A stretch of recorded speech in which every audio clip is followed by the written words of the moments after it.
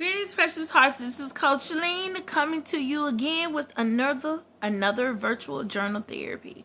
Today we're reading out of the Greatest Self-Talk Part 3. We're doing day 27 for my followers. Day 27. Yes. It's called Detaching Without Becoming Cold.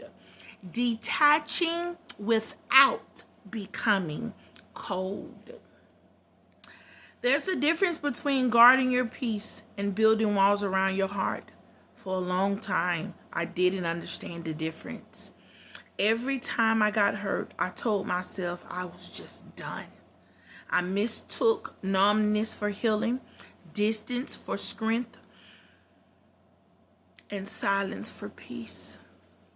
I called it detachment, but what I was really doing was shutting down. I thought if I could stop caring, I could stop hurting. But the truth is, closing off your heart doesn't protect you. It just keeps love from reaching you. Real healing teaches you how to detach without becoming cold, how to release without resentment, and how to care without losing yourself. It took time for me to realize that my emotional shutdown wasn't strength. It was self-defense. It was the armor I built in seasons where vulnerability was met with betrayal.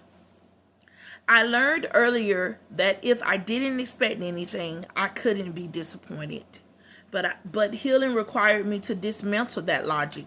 It showed me that numbness is not peace. It's pain pretending to be control. Detachment rooted in fear leads to isolation. Detachment rooted in wisdom leads to balance. One closes the door to connection, the other leaves it unlocked for peace to walk in. As I started healing, God began showing me that boundaries aren't meant to build prisons. They're meant to build protection. Detaching without becoming cold meant I could love people while still respecting my limits. I didn't have to respond to every call for chaos. I didn't have to attend every emotional battle I was invited to. I could love deeply and still say, not today. That was freedom. The more I learned to separate care from control, the more peace I found. Detachment became less about avoidance and more about awareness. I had to train my heart to stay soft in a world that had hardened me.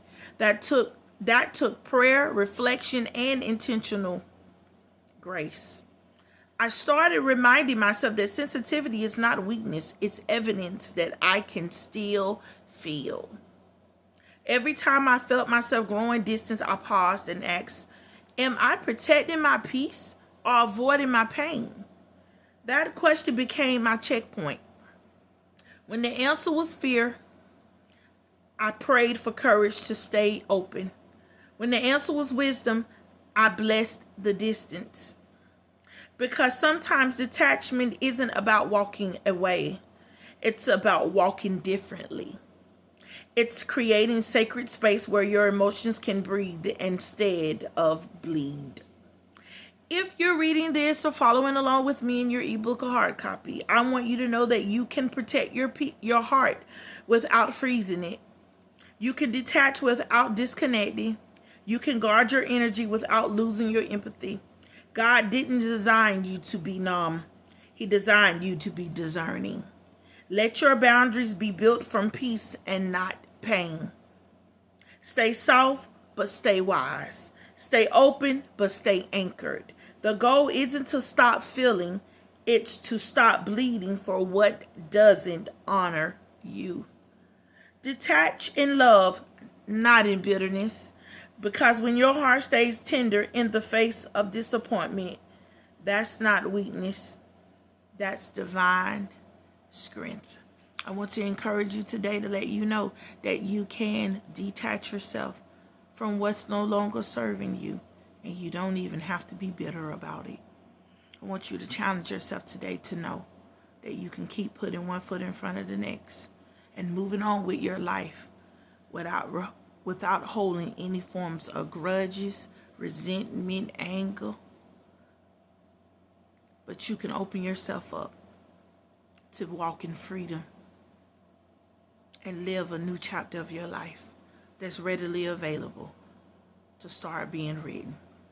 I'm Coach Lean, and thank you for allowing me to come into your personal space in virtual journal therapy. Please always remember to like, comment. I love to hear from you. Reach out to me at hugmyheartcoaching@gmail.com. Share with somebody and let somebody know that they can overcome. I look forward to coming into your personal space tomorrow. I'll see you later, and you always know all my books are on Amazon.com. Please look out for them, and I'll see you tomorrow. Toodles.